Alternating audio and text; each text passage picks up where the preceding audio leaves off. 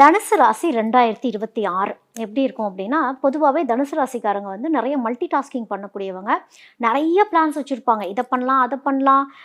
சுயதொழிலில் இருப்பாங்க. சில பேர் வந்து ஒர்க் போயிட்டுருப்பாங்க. ஒர்க் போகிறப்ப பிஸ்னஸ் பண்ணலாமான்னு யோசிக்கிறது. ஏன்னா அவங்களுக்கு பல டேலண்ட்ஸ் உண்டு, பல ஸ்கில்ஸ் உண்டு.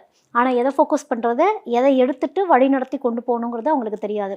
தனுசு ராசிக்காரங்க இதுக்கு முன்னாடி நிறையா லாஸஸ் வாழ்க்கையில் கண்டிப்பாக பார்த்துருந்துருப்பாங்க. தேவையில்லாத இடத்துல எங்கேயாவது பேர் இன்வெஸ்ட்மெண்ட் பண்ணியிருக்கிறது, பணம் லாக் ஆகிருக்கிறது, பணம் முடங்கி போயிருக்கிறது, இப்படி நிறைய இறக்கங்கள் அப்படிங்கிறது தனுசு ராசிக்காரங்க பெரும்பாலானோர் பார்த்துருப்பீங்க. இப்போ 2026 எப்படி இருக்கும்னா, இந்த தடைகளை எல்லாம் உடைப்பீங்க அப்படின்னு தான் இருக்குது. உடைச்சி ஒரு விஷயம்னா ஒரு விஷயம் ஃபோக்கஸ் பண்ணிடுவீங்க.